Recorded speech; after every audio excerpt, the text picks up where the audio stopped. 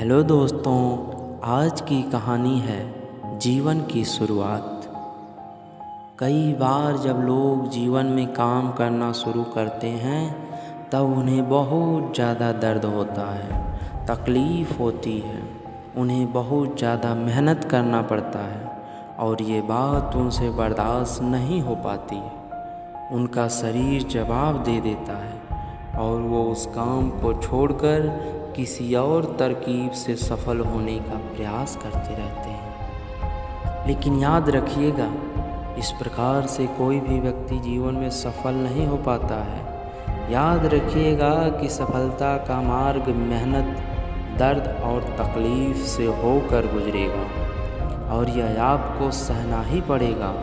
तो इसके लिए आप हमेशा तैयार रहिए।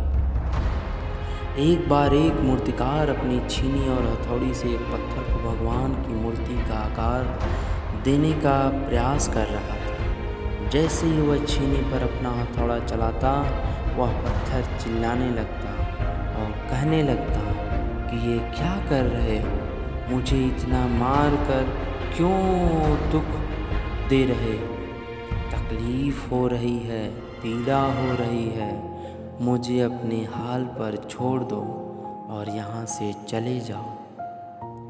मूर्तिकार ने उस पत्थर से कहा, मुझे बहुत अच्छे से पता है कि तुम्हें बहुत ज़्यादा दर्द हो रहा है, तकलीफ़ हो रही है और तुम बहुत ही ज़्यादा पीड़ा में हो। लेकिन यदि आज तुमने इस दर्द को नहीं सहा, इस तकलीफ़ को नहीं सहा, तो जीवन भर तुम इसी प्रकार से पड़े रहोगे।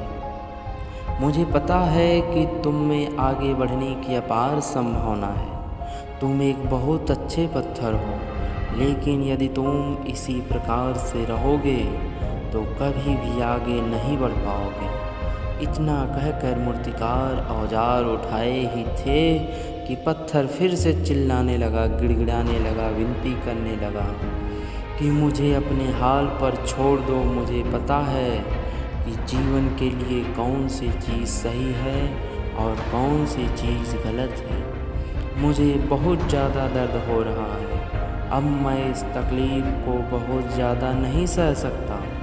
मैं जिस हाल में जो उस हाल में छोड़कर मुझे तुम यहाँ से चले जाओ। उस मूर्तिकार ने फिर से उस पत्थर को समझाने की कोशिश की, ज़्यादा अधीर मत बनो और अपने सब्र को बनाए रखो। थोड़ी देर और इस दर्द को सहो। यदि इस दर्द को सह लिया तो मैं भगवान की मूर्ति के रूप में तुम्हारी स्थापना करवाऊंगा और फिर दूर दूर से तुम्हारी लोग पूजा करने आएंगे और पंडित और लोग तुम्हारी सेवा करेंगे। लेकिन पत्थर ने उस मूर्तिकार की एक भी बात नहीं मानी। वह चिल्लाता रहा और अपनी आवाज़ पर अड़ा रहा। मूर्तिकार में उस पत्थर को समझाने की बहुत कोशिश की, लेकिन वो पत्थर नहीं माना। अब मूर्तिकार भी थक चुका था और वह उस पत्थर को छोड़कर आगे बढ़ गया और थोड़ी ही दूर जाकर देखा कि एक और बहुत ही अच्छा पत्थर वहाँ पड़ा हुआ है। उसने छीनी और हथौड़ी उठाई और उस पत्थर को मूर्ति बनाने के लिए वो तैयार हो गया। मूर्तिकार ने छीनी और हथौड़ी का वार दूसरे पत्थर पर जारी रखा। दूसरे पत्थर को भी दर्द हुआ, तकलीफ़ उससे भी हुई, लेकिन उस पत्थर ने बर्दाश्त कर लिया और देखते ही देखते थोड़ी समय के बाद उस पत्थर ने भगवान की मूर्ति का रूप धारण कर लिया। थोड़ी देर बाद उस मूर्ति की एक मंदिर में स्थापना हो गई।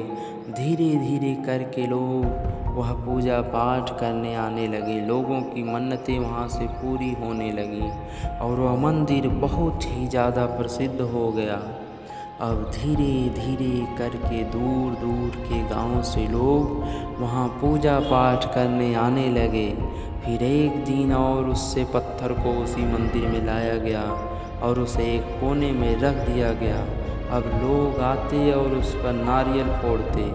ये कोई और पत्थर नहीं बल्कि यही पत्थर था जिसने दर्द को नहीं सहा था। अब वो पत्थर मन ही मन बहुत ज़्यादा पछता रहा था, दुखी हो रहा था और अपने आप से कह रहा था कि काश मैंने उस दिन उस दर्द को, उस तकलीफ़ को सह लिया होता तो आज लोग मेरी भी पूजा करते। इसलिए आप भी अपने जीवन में हमेशा याद रखिएगा कि जब भी आप अपने करियर की शुरुआत में किसी काम को कर रहे हों, पढ़ाई कर रहे हों या कोई भी काम कर रहे हों और उसमें आपको दर्द हो रहा है, तकलीफ़ हो रही है, ज़्यादा मेहनत करना पड़ रहा है, तो आप रुकिएगा मत, किसी और रास्ते की शुरुआत मत करिएगा, क्योंकि कोई और रास्ता आपको सफलता नहीं दे सकता है।